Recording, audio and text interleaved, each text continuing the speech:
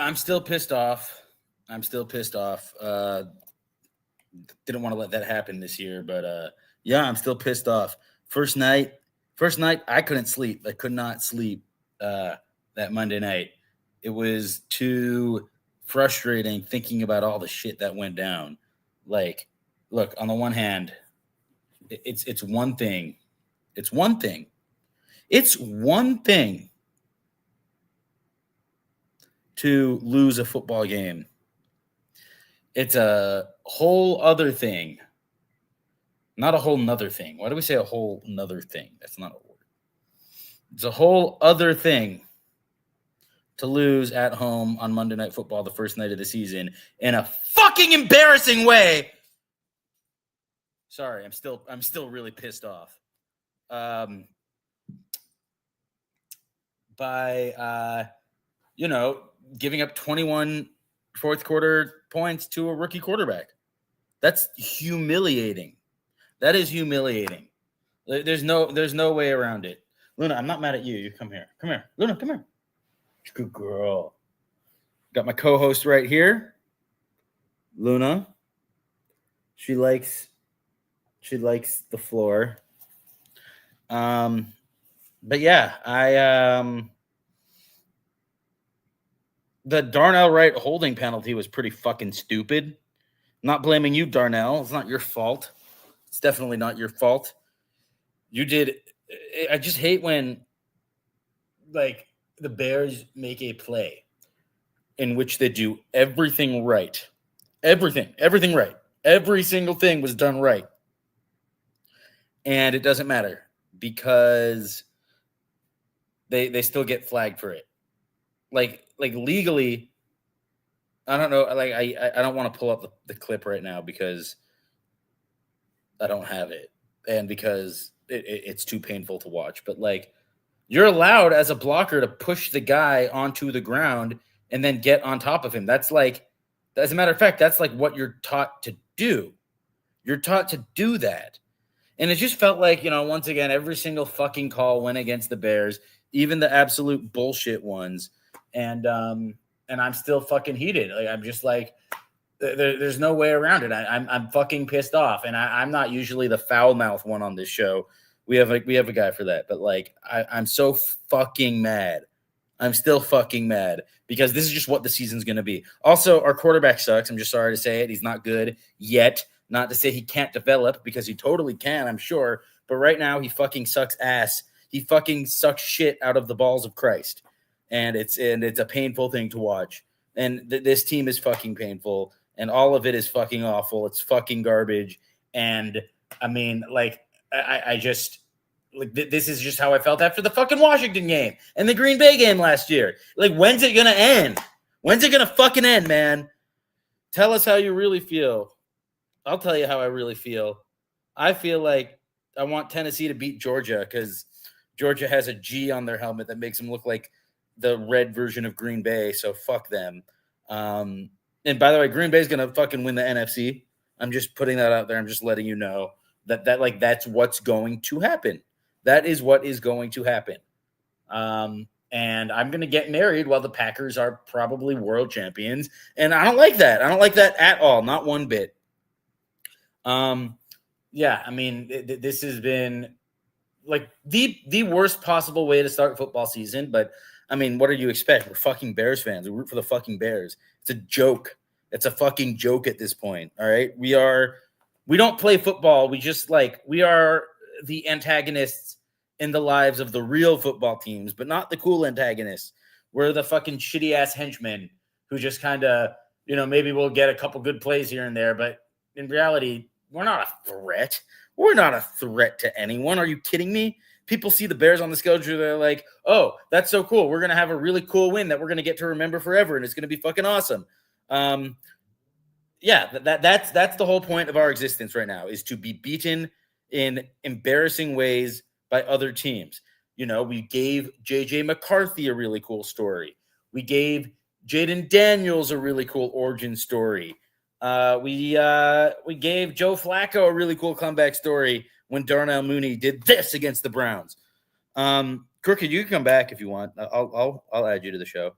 So yeah, that's where I'm at right now. Being a Bears fan sucks. There's nothing worse than being a Bears fan. And every day I go through the dilemma of like, can I go on like this? Can I keep doing this? And the answer is, I have to. I don't have a fucking choice at this point. I'm not just going to give up on my team. Are you kidding me? You can't just do that. That's crazy, dog. That's crazy work.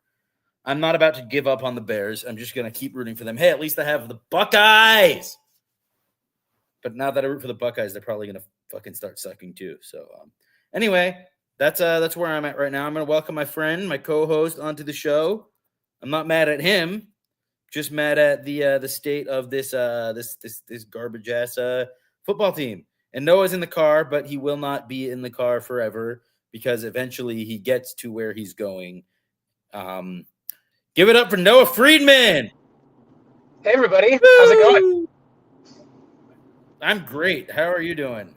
I'm doing awesome. It's a really nice day here in Portland, where I currently live, and I'm doing much better than most Bears fans are this week. So I can't complain. I can. I know. I heard you. That was quite the monologue. Yeah, I mean, as always, it wasn't very scripted, but being a Bears fan sucks, dude. You don't even know. You don't even know. You don't even know. Yeah, how's the ride? The ride's good. We're almost home. I got to take some stuff in, but we're getting there. And then I want to talk some Monday Night Football with you because I've got some thoughts. I'm curious to hear your thoughts. So what's I also want to do what we do and predict this upcoming week, because by the way, it's okay to make predictions. Like I just want to get that out there. Some people, involved with our network are like, oh, well, you can't say this. It's way too early. It's way too early. Shut up. Like, what are you in the fucking business of doing? Like, what are we doing here? We're here to talk about sports, and 90% of talking about sports is saying what you think is going to happen, and then saying, "Oh shit, I was wrong again," or "Hey, I was right. I fucking told you, I'm a genius." Like, I don't understand why people are so anti-prediction on this network. Also, I don't have hair. But yeah. So how? You live in Portland. How are the Trailblazers going to do this year? They'll improve, because it's been rock bottom. They've been in a rebuild, and they finally have some development in their system, and maybe 40 wins this year might be a nice stepping block for them. And they got Damian Lillard back. Yes, but he's hurt and will not play this upcoming season because he tore his Achilles in the playoffs in May, and that's a more than full year recovery. Wait, I'm sorry. He tore his Achilles in the what? In the playoffs. Playoffs? Don't talk about playoffs. You kidding me? Playoffs? I just hope we can win a game. Playoffs? Playoffs? Talk about playoffs? One day I'm going to do a show of Easy Does It, where it's just going to be you and me. We're just going to be going back and forth saying, playoffs? Playoffs? Playoffs? Talk about playoffs? Yeah, we're going to do that for the entire episode. We couldn't do diddly poo. Sorry, I'm just quoting Jimmy Moore now. On offense, couldn't get a first down. We sucked. But yeah, we're just going to say playoffs back and forth. And no one's going to watch it. Everyone's going to be like, what is this shit? They're going to turn it off, and they're going to be disappointed. Anyhow, speaking of disappointment, the Bears, man. Yeah. Really, really rough. So, did you watch Monday Night Football with all of us on Monday? Yes, I did. I watched, and it was me and you were texting throughout it. There was a little bit of radio silence. Your bitch ass being like, "Hey, JJ McCarthy sucks," before the game was even over. That was pretty rude of you to jinx him like that, or jinx. Yeah, well, I won't be making that mistake again when we talk Bears, because I don't want to jump the gun anymore, because that just makes everybody feel bad. So, like, I don't want. I don't blame you. I don't blame you. But continue what you were saying. Yeah, I was just saying that, like, that first drive where they marched down the field and scored that touchdown, it seemed like Caleb Williams was making every right decision. Ben Johnson, the play caller, was making every right decision. Everybody was running their routes. Everybody was blocking up front. It seemed so seamless. It seemed like the Vikings just were not ready for that first drive on defense. and it looked very promising. Caleb looked very comfortable. Every time he was able to elude, he was able to make the right decision, throwing downfield. You could see the athleticism working out very well. And then you know better than I do, and whoever else comes on this show and whoever else is listening knows better than I do. I don't know what happened after that. Did the Vikings just make better adjustments on defense? Probably. But did the Bears also slack and maybe reveal a little bit too much about themselves on drive one to maybe limit themselves for the rest of the game? Maybe. I can feel like anything could go that way. Do you want to know what happened? I could tell you what happened after that. Please tell me. Did you watch film? I'm sure you did. Did I watch what? Did you watch the film? Yeah, I watched some of the film. I'll tell you exactly what happened. What happened is Caleb Williams started missing throws. Like he does. He was there were wide open guys and he could not hit them. That is what happened. It wasn't the play calling. It wasn't the receivers not getting open. It was Caleb Williams missing throws. Because they were moving the ball still, even late in the game. Like they were still kind of moving the ball, but Caleb was playing like a fucking third grader. Yeah, just like a third grader. It was bad. Like Caleb looked so good early on, and then everything just went to shit. That is like, to boil it down, Caleb Williams started missing throws. The defense started losing their ability to stop anyone. Aaron Jones started showing why, like, just started killing the Bears again, like he always does. And we started getting like stupid ass penalties. Stupid meaning we were stupid for making the penalties, and stupid because a lot of them were really bad calls, like objectively just really awful, shitty calls. So yeah, that's what happened. I have to say though, there's just so much atmosphere when it came to the season opener on Monday night. You had Soldier Field packed, which, I mean, it always happens. It's the NFL. But you also had opening night against a division rival. They were honoring the 85 Bears at halftime. It doesn't matter who you are. Everybody knows who the 85 Bears are, right? Like, it's just like nomenclature of like Americana. Like I think the scariest thing about the 85 Bears is that there's 85 of them. Are there actually, like, on the roster? No, imagine 85 Bears coming after you. Oh, sure. But the difference is it's like 40 years later. Yeah, no, I know. Yeah, they're pretty old now. Well, not all of them, because unfortunately some of them have passed away. But Michael Bush hit a home run, so the Cubs now have a 4-3 lead.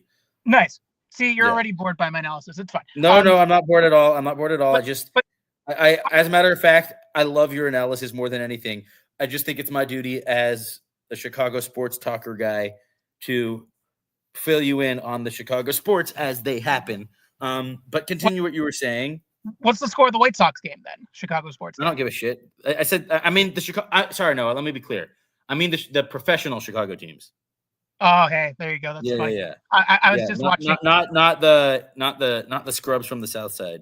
Me and my girlfriend are currently watching The Last Dance on Netflix, and they chronicle how Michael Jordan retired and then went to go play baseball because Jerry Reinsdorf, who owns the Bulls, also owns the White Sox, and so they were able to give him a contract. Right. So, anyhow, I hope Emily's starting to get into basketball. She definitely likes basketball, and she likes baseball. She can watch those sports. She will not watch football. So yeah, I'm trying to work on Becca, who goes to the national champion Ohio State, and yet she cannot. She's just not a fan. Like she doesn't get it. She doesn't get the game. I'm trying to figure out how to explain it to her. But yeah, it's just addiction. I mean, football, just origination wise, is just an addiction, and there's something about it being played once a week for every sort of sport from the levels down that people were just so intrigued by, and single elimination and all that. Like, there's just an addiction factor there. So I get it. Anyway, Darius, I do want to say to you, Darius, shout out to you for being one of the good Michigan fans, unlike most of them. I appreciate you coming, tuning into my show. That's pretty cool of you. And also for being one of the cool Sox fans. Shout out to Darius.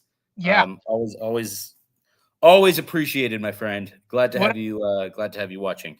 But yeah, what you're saying about football, something I do love about football is, I love that it's once a week and that like the rest of the week, like, but it's still like being a football fan is a year-round full-time job. Certainly. I mean, especially for someone who's got as much fandom as you do and who gives a crap as much as you do. There really is no off season because you go from the Bears playing the regular season in September all the way through what you would hope would be a Super Bowl run, but hasn't been that way since 2006, 2007. So the season ends for you guys in January, but then you have to look forward to the combine, which starts, early March. And we always win every offseason. The Bears win every offseason. We're always like, oh, wow, this is going to be the year. This is going to be the year. I don't buy into it anymore. This year I was like, yeah, we're going 6-11. And yet it still pisses me off when we lose. Also, the Cubs just blew the lead, so it's 4-4 now. Great. Everything's just not going your way, Easy. I'm sorry. Nothing goes my way. But in the context of sports ever. So Ryan Poles had a clip from like 2019, I want to say, or maybe 2021. You probably know exactly what I'm about to talk about, but he basically said, we're about to take the NFC North and not give it back. Shut up. And since then, I think the Bears against NFC North opponents are like 3-15 or something. Which is great. It's bad. It's been really, really bad. It's not great. And it's like, and it's not like we've played some shitty Detroit teams since then too, and we can't beat them. And like, we're gonna look. We have a game against them tomorrow at 10 a.m. Pacific time. I've been saying all week, like, I'm not gonna watch it. It's just not good for my mental health. I'm gonna watch it. Of course, I'm gonna fucking watch it. Of course, I'm gonna watch it. I'm probably gonna go to a bar and I'm probably gonna watch it and I'm gonna eat wings and I'm gonna cry, and that's just the way it's gonna be. I'm excited. Though I hope you do two. I hope you do 2 of 3 of those things. I don't want you to cry. I don't cry anymore. I haven't cried since the Bears have lost the game since 2010. So, and even then, I don't know if I actually produced tears. There were probably some tears. You get them as you have shown us from this show and from anything that you've had, because like the Bears are your ride and die, right? Like you will go down. That's putting it lightly. They're a part of who I am. Yeah, they're fabric of your DNA. Yes, they are the fabric. They are the fabric of my DNA. By the way, Tennessee is up on Georgia 21-7. I called that upset alert. Aguilar looks amazing. Yeah, Joey. Shout out Joey. Yeah, that dude looks really, really good. Really, really good. So, Noah, we can talk about other teams too. I know it's the Chicago Clubhouse Network, but there's other teams in the NFL too that aren't fucking awful and irrelevant and shitty and garbage. How do you feel about the Colts? That must have been fun week 1, winning by a lot. Yeah, it was one of those things where I looked at, because I was on a soccer broadcast when it was happening, and I just kept seeing on my phone, touchdown Colts, touchdown Colts, touchdown. I was like, whoa, like, what is this? And that reminds me of sorry, continue. No, the last time that I was on this show, I was very pessimistic because it was before the season started. And I was like, oh, Danny Dimes is the starting quarterback of the Colts now. I don't think that he's going to amount to much.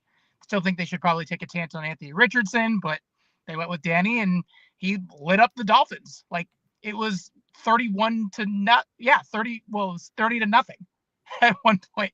Yikes. So I was like, are you kidding me? It was one of those things where the Dolphins just weren't ready, though. I don't think the Colts are that good. I just think it's a matter of the Dolphins did not just come ready to play week 1. And yeah, the Dolphins look like absolute shit. Both of those teams have secondary trouble. The Dolphins literally didn't have a secondary player who suited up for them week 1 of 2025 who appeared for them last season, which is insane. Like, it was a complete makeshift of either getting rid of players, trading players, having injuries. And the Colts are that way too. The Colts are going to be without their top 2 corners tomorrow. And just like the Bears were on Monday night. Yeah. It's like, how can you have a recipe for success in the NFL when the front office's job is to try and get a team of 53 suited up and then have 16 good practice squad or 17 good practice squad players who can be ready then to drop down at a moment's notice? It's kind of irresponsible. And the Colts front office is just one of those that I always look at and I'm like, why are they still here? course, now there's. Do you see do you see Irsay's daughter on the sideline? Which Irsay daughter? There's 3 of them. I don't know, the one that was on the sideline with a headset saying like, "Oh, well, I just wanted to make sure that they're not fucking up." No, I want to make sure that I want to make sure that they know what they're doing. Yeah, it was a whole thing. It was a whole thing. Are you frozen?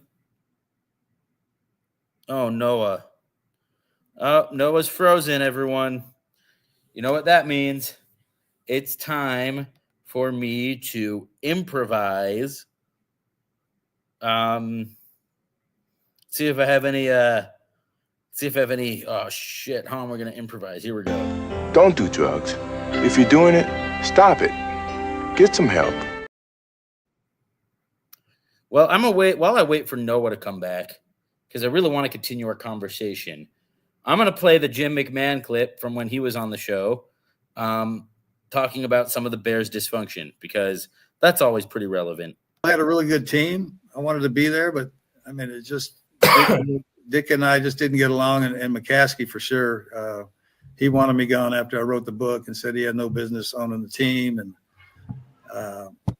I had one conversation with that guy, and he just told me flat out, he goes, "Yeah, we're not really worried about being in the playoffs every year or going to the Super Bowl." He said that to my face. And he said, as long as the fans are in the stands, is what he said. Oh my, that is ridiculous. Which well, the fans are going to be there, win, lose, or draw, because we're always dedicated. That was the Bear town. What?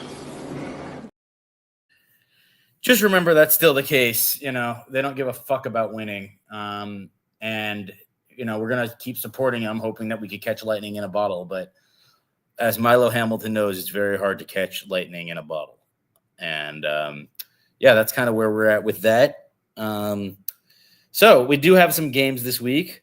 I was really interested in what Noah was saying about the Colts. We got Crooked Commish here.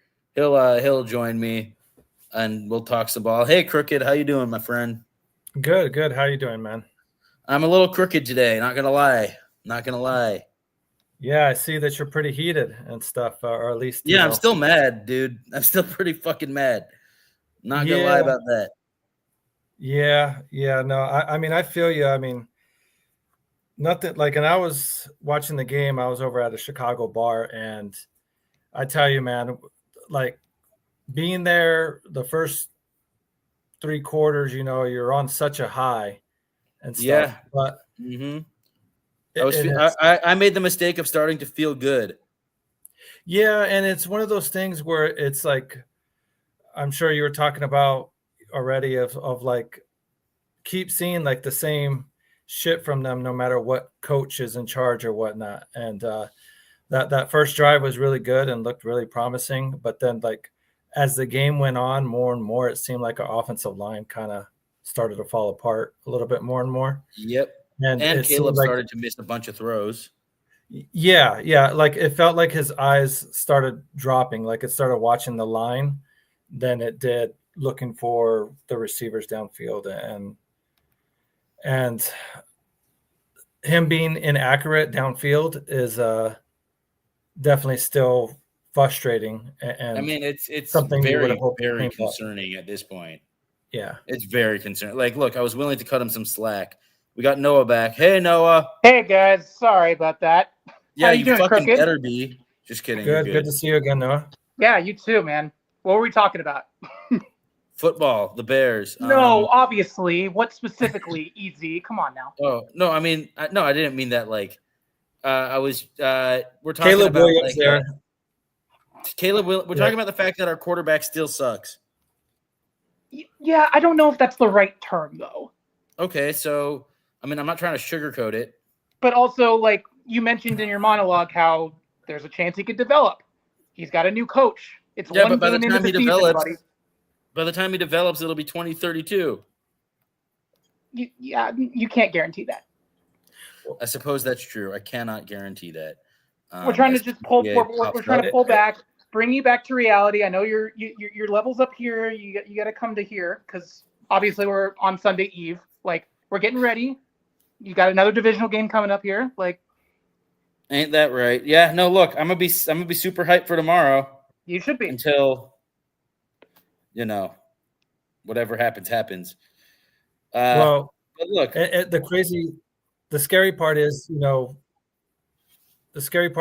Detroit losing last week, so they're really in the same kind of spot with us as far as being desperate for a win, because they don't want to start off 0-2 in the division no more than we do. And they don't want to start off by losing, at home to their rival. Right. This is gonna. I'm telling you right now, this is gonna be ugly for us. And like I'm just letting you know. I've heard a lot of confidence about this game, some unearned confidence. This is going to be ugly. This is going to be one of the uglier games of the week. I feel that. I'm just letting you know. Here's my thing, guys. Like, Detroit got embarrassed against Green Bay in week 1. Like, it would have been 27-6 had Isaac Tesla not caught that touchdown that was reviewed and upheld. It would have been 27-6. They got absolutely embarrassed at Lambeau. And that's not to say that Detroit's bad this year. It's to say that Green Bay's good, which Easy's already mentioned on this show. My big thing is, like you guys said, both teams are going to be desperate for a win. Detroit, we don't know what kind of team they are because they lost both their coordinators in the offseason. But there is somebody who's on that Bears sideline who knows Detroit really well. And luckily, he's their head coach. So if there's anything that comes from incentive from that, it's that you're going to be walking into Ben Johnson hopefully having a game plan against Detroit's defense. And hopefully that might make something of a calling card for this coming game. Yeah, you're absolutely right. And I mean, look, they definitely did get embarrassed by Green Bay. And I think that obviously not having their coordinators from last year is definitely starting to show, that was pretty cool. It was pretty evident. Like, Detroit looked very vanilla throughout the game in Green Bay, but also playing Green Bay in Green Bay is a lot harder than playing Chicago at home. I'll tell you that much. And that's why I do think it's going to be ugly. But yeah, I don't know. Kirk, do you have any thoughts on the matter? Kirk?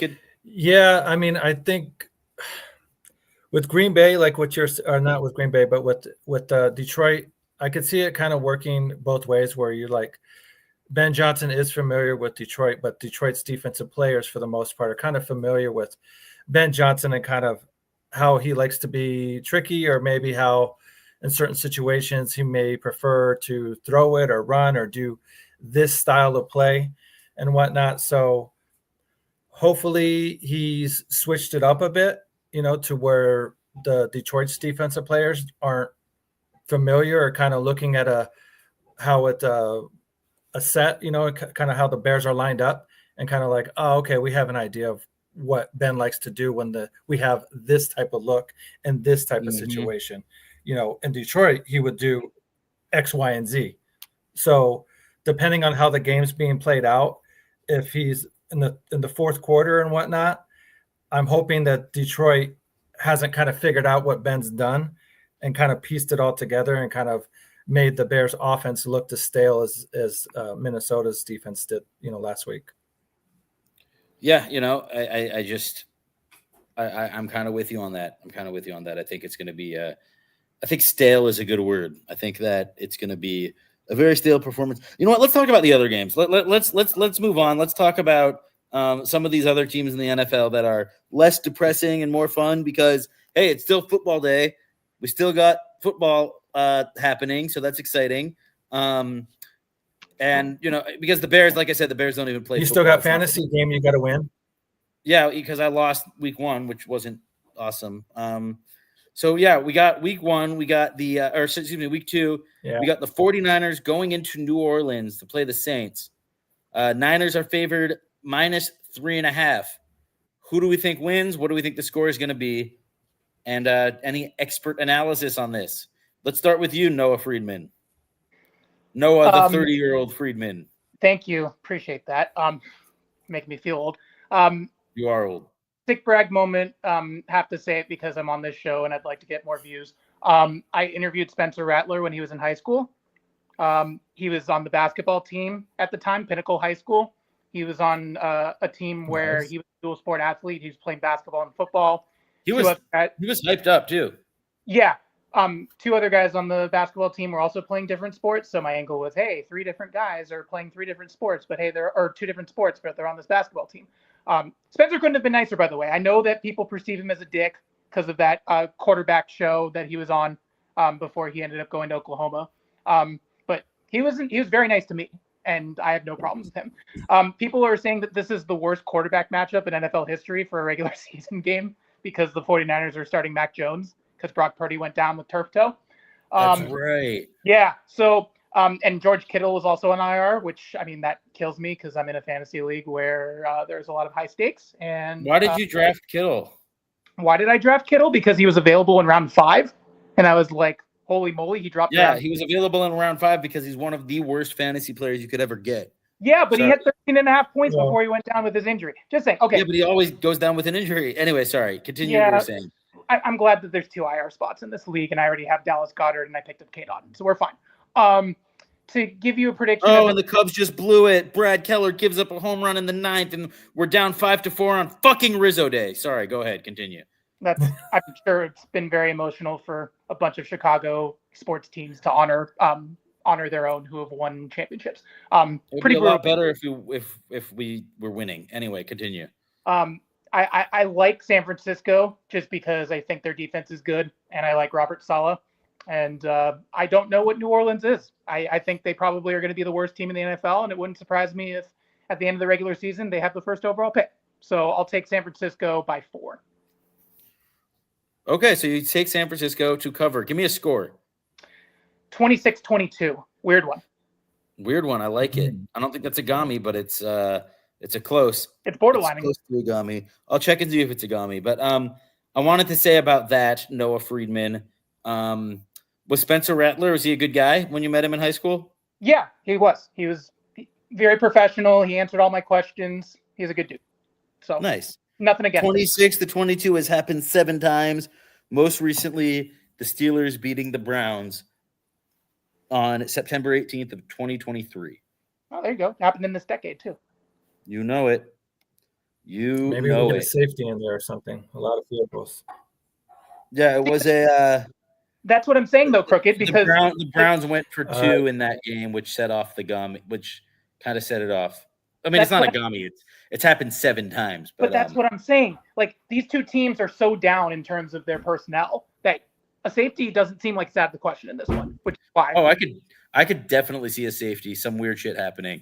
And that's why I'm also taking the Niners to win this game. I think they'll win a little more handedly, but not much. I'd say they win by 7. I'm gonna go with 26-19.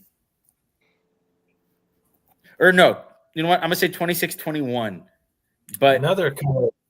But with a safety at the end, an intentional safety. The Niners take an intentional safety to win. All right, let's hear your prediction, Crooked. Gotcha. Well, I think it may be a boring game, overall in general with those 2 teams.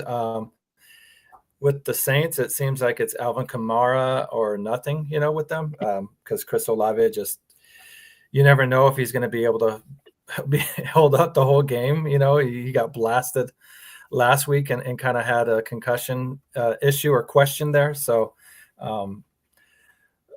like I said, I think San Francisco still should win this game. The 4 points, that's the tricky part. Mac Jones isn't terrible, but man, their receiving core is pretty beat up, at San Francisco.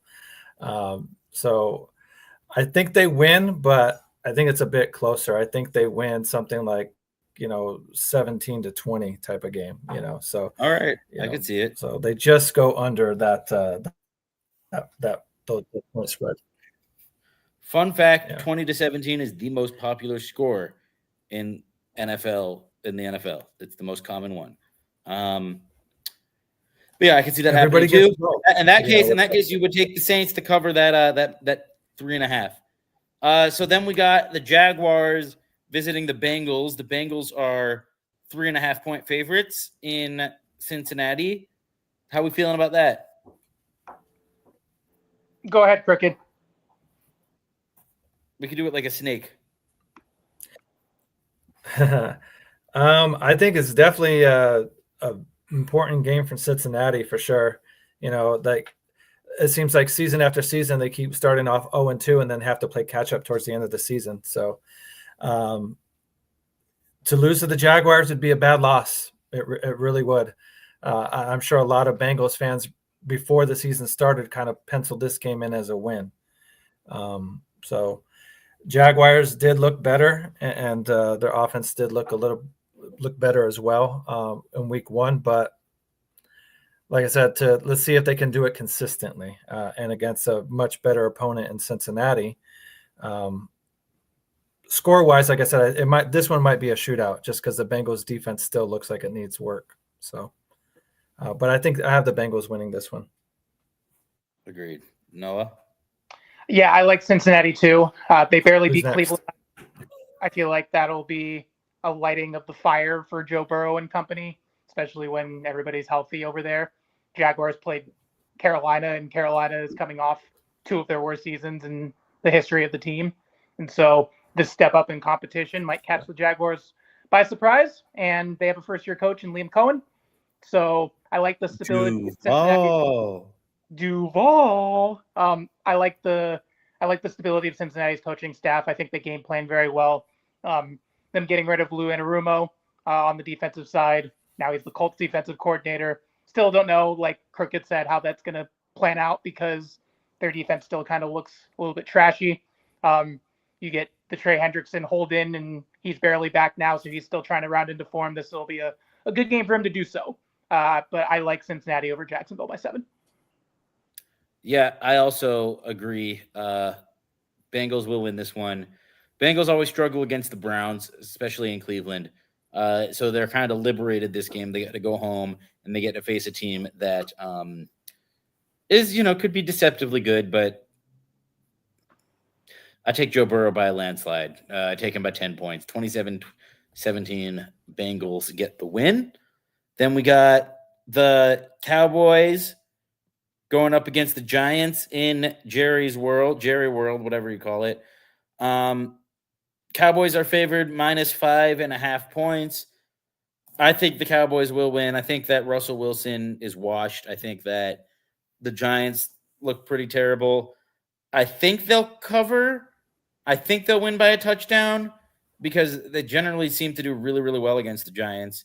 I know they have no Micah Parsons anymore because Jerry Jones is an asshole and a piece of shit, and it sucks that I'm not going to go there. But let's say 34-20 Cowboys, 14-point win. What do you guys think? Yeah, I like Dallas in this one. Jesus. I like Dallas. What's wow Jesus? Just that big of a score. Oh yeah, But, yeah. okay, I mean, go ahead.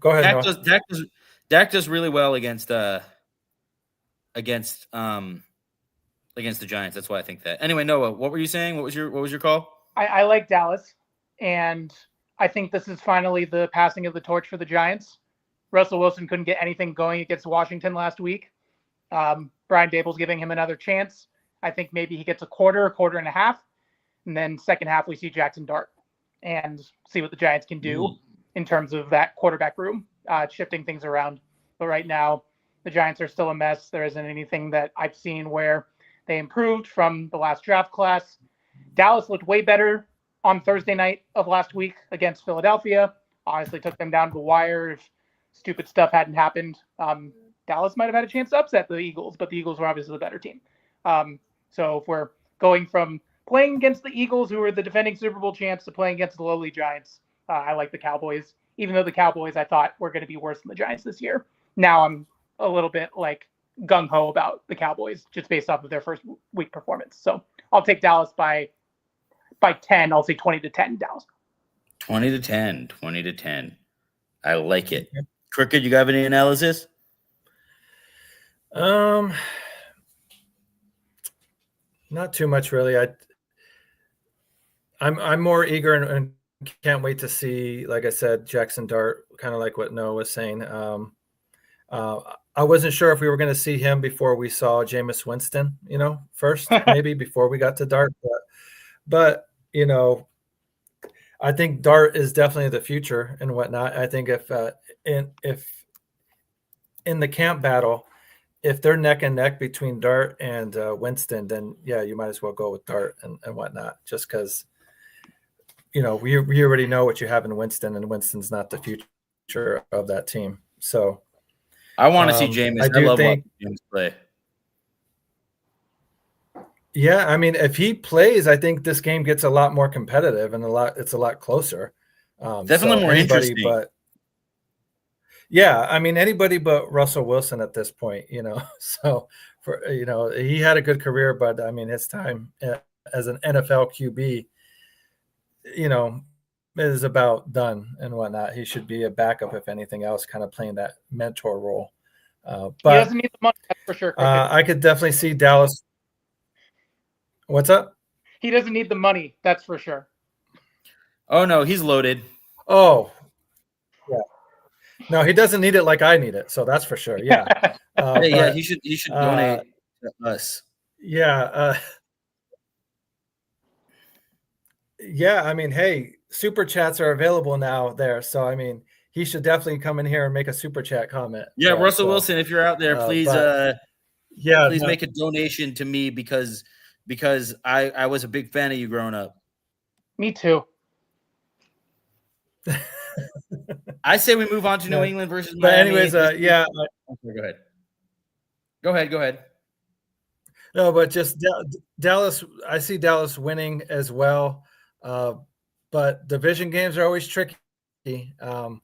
And as much as it should be a blowout, I think it could be one of those ones where Dallas has to still squeeze one out and whatnot. So I see Dallas winning, but winning, 30-27 type of game. Oh, interesting. Yeah, that'll be a fun game if it gets to that. All right, now let's move on to New England versus Miami. I don't want to spend a lot of time on this game. Miami's favored by minus 1.5. I think I like Miami to win in a 17-14. Let's say 17-12. Miami comes out on top. I don't think either of these teams is very interesting. What say you guys? I think New England's crooked, maybe a little bit better than you, Crooked. Oh, yeah, so my bad. Yeah, New England, I think will be better. And I think they may kind of handle Miami. Miami looks a little lost, I feel. I feel like McDaniel's time as their coach is kind of slowly coming to an end there, and the kind of team seems to be unraveling, and it's just week one. So I think the Patriots, this is one of those ones where this game I feel like could be a blowout or be an ugly game, even though it's one of those division games as well. So I see New England winning this one, but they win it like 24-10 type of game. Oh, wow. Okay. So you think they're going to take it to the woodshed? I could see it too. I think there's a reason why it's only a negative. It's only a 1.5 spread because it could really truly go either way. Then we got the Bears and the Lions. I think we're going to get our asses kicked. I think we're losing like 34-17. Yeah. I just think we're bad. We're bad. What do you think? I like the Bears. But I don't like them to win this game. I'll take the Lions by 10. I'll say 34-24. I think the Bears can put up 24 points, but I don't think they'll win. Right. Oh, yeah, we'll probably get a couple. We could get some garbage time points. Caleb is pretty good at the garbage time thing. By the way, the Cubs have corners and no outs in the ninth. I'm just saying. Why ties it, baby? Yep. 1 run to tie it, 2 runs to win. Fairbanks is struggling, buggling. All right, let's see. Next, we got the Los Angeles Rams of Anaheim going into Tennessee. Nope. Sorry, to play the Titans. It is -5.5. Rams are favored. I like the Rams to win and cover. I just think they're significantly better than the Titans are right now. I like Cam Ward, by the way. I really like Cam Ward. I think he's going to be good. But I like the Rams to win this one, like 27. Or you know what? Let's do a weirder score. Let's say 26-15. Next, Noah. Let's do Noah. I like the Rams too. Tennessee is not very well coached. Their personnel is not developed, and you can't bet against Sean McVay in most situations, even with a very corpse-like Matthew Stafford. I'll go Rams 24-16. I agree. I hard to bet against not Matt McVay. What the fuck is it? Sean McVay. Crooked?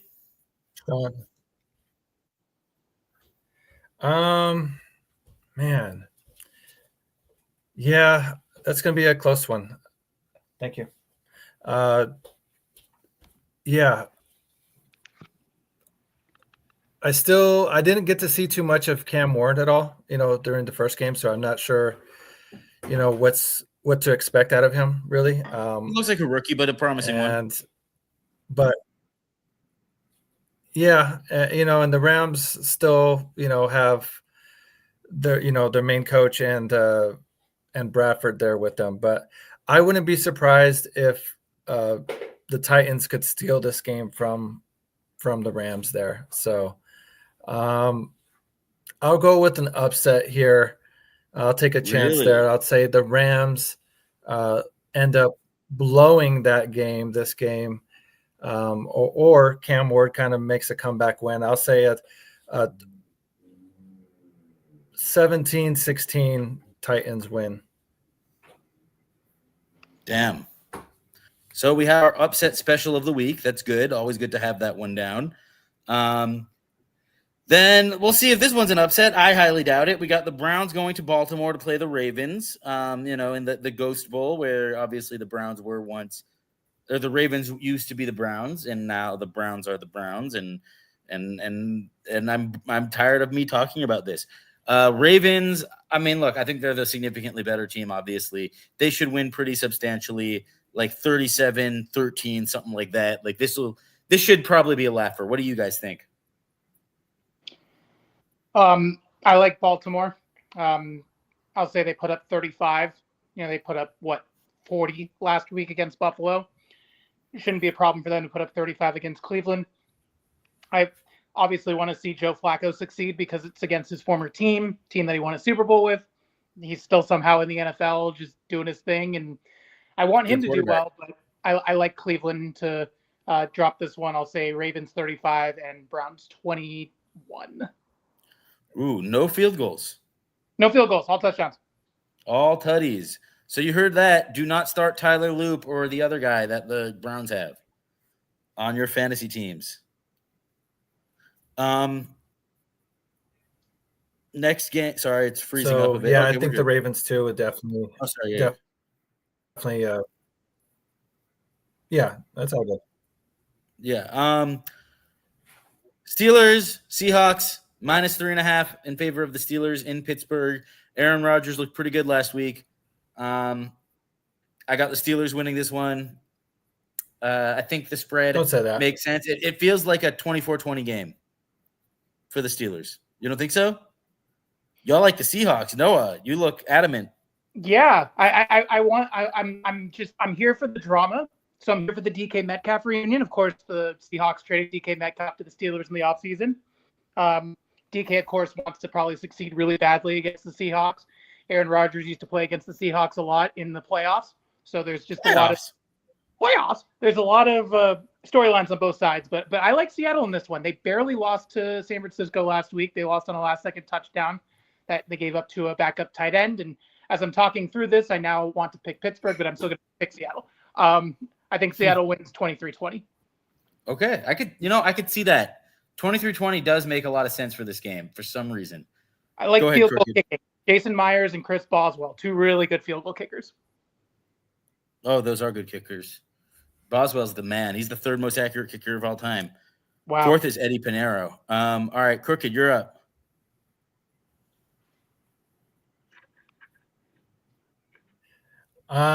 I feel like this season is going to be like for Aaron Rodgers, the Dr. Jekyll and Mr. Hyde season for him. So had a good game last week. This week is going to be, a bad game and whatnot. He's not, or at least not be as good for him. So I'll take the Seahawks winning this one 28-24. Sam Darnold has, ends up playing a surprisingly good game. But I like kind of what Noah said. Let's have DK have his licks and have a big day, but still having a big day in a loss though. So, yeah, I could. I do think he will have a big day. Not sure about that loss though. I will say, Panthers going into Arizona to play the Cardinals. I like the. It's -6.5 in favor of the Cardinals. I think they'll cover that. I think it'll be a fairly competitive game that ends up with, I do think Bryce Young will have an okay game, but I think that Kyler is the best. I wonder if this is the battle of the two shortest quarterbacks of all time. Probably is, but I like the Cardinals winning 30-20. What say you guys? Oh, okay. Yeah. Go for it, Crooked. Oh, okay. So I like the Cardinals in this one. I think it's going to be a shootout. Kyler looked pretty good last week against New Orleans, despite the fact that it's New Orleans. I still think that the Cardinals have more weapons on offense, and I think their defense is only getting better under Jonathan Gannon, who used to be Philly's defensive coordinator. So I'll take the team that's more on the rise so far. But both these teams are on the rise. But I think the Cardinals are just a shade above the Panthers in the rebuilding process. So I like Arizona 28-23. All right. That should be a fun one. I do like that game. Broncos at Colts, the Peyton Manning Bowl. And Noah's favorite team is the Colts. The Horse Bowl, the Peyton Manning Bowl, whatever you want to call it. Broncos are favorites, but not by much. -1.5 in Indy. Should be a really, really fun game. I still lean Broncos a little bit, but I like 28-27. What say you guys? And the Cubs lose. The Cubs fucking lose because they fucking suck. What say you guys? Man, I hope the dog's okay. Yeah, me too. Yeah, I think She went to chase after the phone that I just threw across the room. So, oh boy, yeah, it's just gonna be one of those days. It looks like. I think the Broncos definitely will end up winning this game. Bo Nix had a terrible week 1, so I think he comes back with a vengeance. Sean Payton usually cleans that stuff up when the team looks good, or looks bad the week before and whatnot. So, but yeah, I think the Broncos win, and they win by 7. I say. I'm on a similar wavelength here, but the only difference is I think it's going to be an offensive struggle for both these teams. You have both of them coming off pretty good offensive games last week, especially the Colts, who definitely overachieved. I think both teams will come back to reality, and I think Denver will pull this one out, win by 6, 19-13. all right. Now we got the Eagles Super Bowl rematch going into Kansas City. -1.5 in favor of the Eagles. I do think the Eagles are the better team. I think the Chiefs might be a little hungrier. I think that's going to matter, and I think the Chiefs win 24-21. Actually, 24-22. Fuck it. Make it a little weird. What do you guys think? Another 22. All right. Hey, I don't know about you, but I'm feeling 22. Wow. Yeah, no. I must be your favorite number. Pick that number in Lotto. Yep. All right, what do you guys think? I'll say no. I think this may be the game of the week for sure. Super Bowl rematch has a potential to have, like I said, a lot of fireworks for sure. I think the Chiefs are kind of desperate right now after losing week 1. They really everybody knows statistics. If you start the season 0-2, the likelihood of you making the playoffs kind of really goes down big time. So not to say that it can't be done, but it's a type of hole that you really don't want to be finding yourself trying to climb out of. So I think the Chiefs do win. I think this game goes into overtime and they pull it out. So I say Chiefs win 30-33. Weird score. That'll be a fun one. That'll be a fun one. I like Philly on the road. I think Philly's performed well on the road in the past couple of seasons, and right now they're the better team. I feel like the Chiefs missed Rashee Rice in week 1, and that was a big target that Patrick Mahomes wasn't able to throw to and get the ball down the field. Everybody obviously always likes to predict the Chiefs' downfall based on how good they've done since 2018, but I like Philly. I don't think this is panic, though, for Kansas City. So I'm going to take the Eagles to win this one 28-26. All right. I could see it, Noah. Okay. I could see it, Noah Friedman. Then we got 3 more games. Falcons at Vikings. Vikings -3.5 favorites. Rule number 1 of gambling: stay away from the Falcons. You never know what you're going to get with them. But the Vikings are a really good team, and they're at home, and they're favored by 3.5. So I think they cover that, and I think they win. Let's say 29 to 17. 29-17. Noah. Ha ha ha ha ha! Funny. That's a Super Bowl 40. Wow. Crooked. That's what the Bears lost the Super Bowl to. The score of that. So Noah and I like to joke about that. We do. Anytime 2017 can come about, we always joke about that. Yes, it does come up every so often. Mm-hmm. But yeah, I do think that I think it could happen this game, and I think the Vikings will win. So yeah, what do you guys think?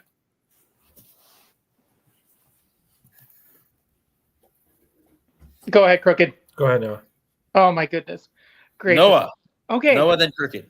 Fine, I'll go. I like Minnesota in this one. Obviously, them coming back from 21 down against the Bears. Sorry.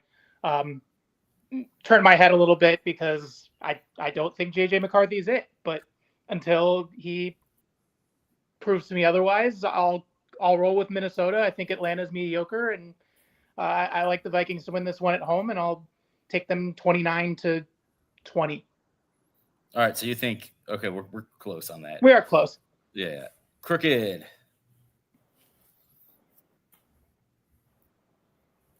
I'll take Atlanta in this one. So Ooh, I think spicy. JJ still has a few things to figure out. Not to say that Penix doesn't, but I just like Atlanta's running game a bit better than Minnesota's and whatnot, as far as having Bijan compared to, Mason and an old ass bear killer Aaron Jones.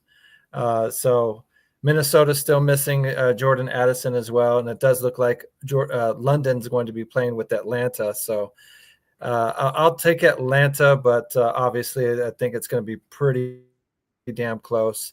And I'll say a score of 21-24. All right. Fun fact, 21-24 is also a very common score. That's not a very fun fact. But there's nothing fun about being a Bears fan. So shut up, Elijah. Houston hosting the Bucks. Houston is 2.5-point favorites. This is the first time I will take an upset. I think the Bucks are the better team. I think they come into Houston. I think they pull out a win by 6 points, 30-24. Noah's turn. I'm shocked that the Texans are 2.5-point favorites. I am. That you just read that stat and I was like, wow, that's crazy. Buccaneers are on point. Doesn't seem like they've missed a beat on offense with Liam Cohen leaving and going to be the head coach at Jacksonville.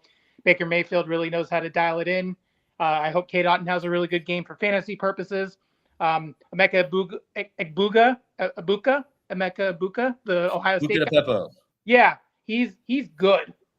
He had 2 touchdowns last week in the Tampa Bay opening win.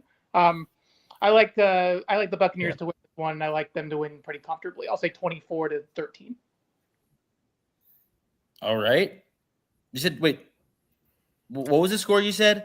Tampa 24, Houston 13. Oh, wow. So you think they're going to come in and kick them around a bit. I like it. I do. I like it a lot. I like Tampa a lot. I do too. I do too. Crooked. Yeah, I'm kind of this in the same boat there with you guys, and it's probably I wasn't thinking it was going to be too close either. So I was thinking more, 30-14. The Bucks end up winning this one. Wow.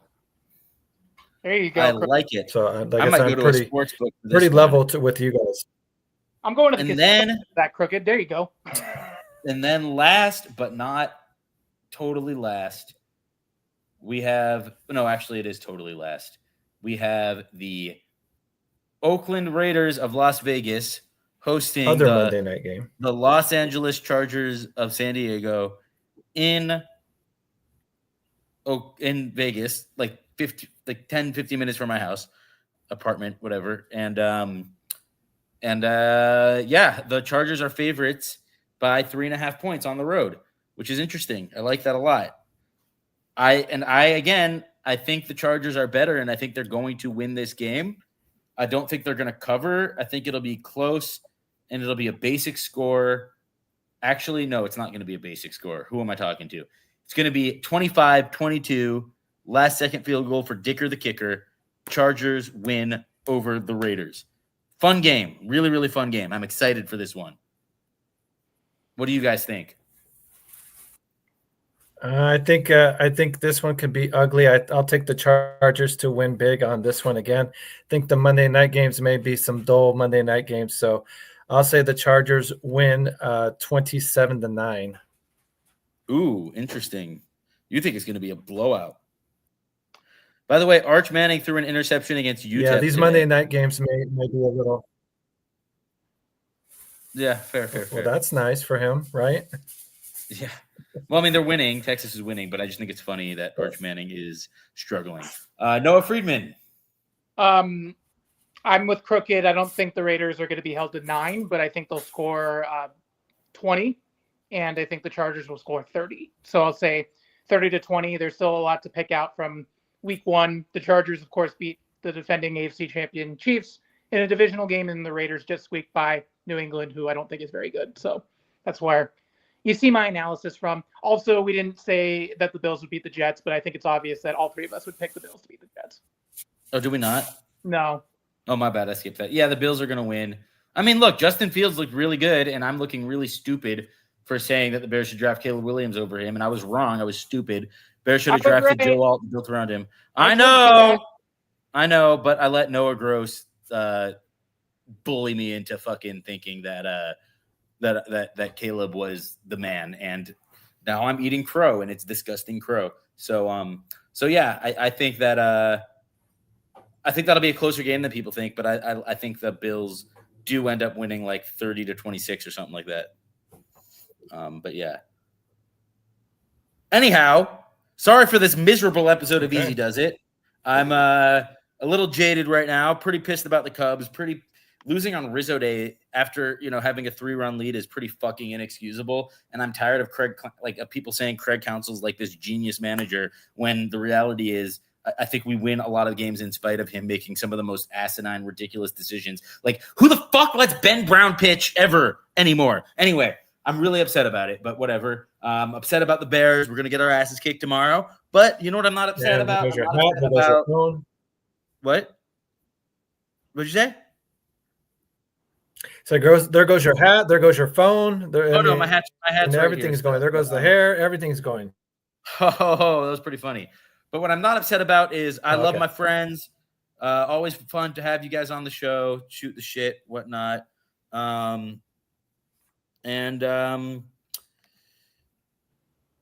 a wise man once said, ball don't lie. And I will leave you with, well, look, the show's over. I don't know why anyone's here.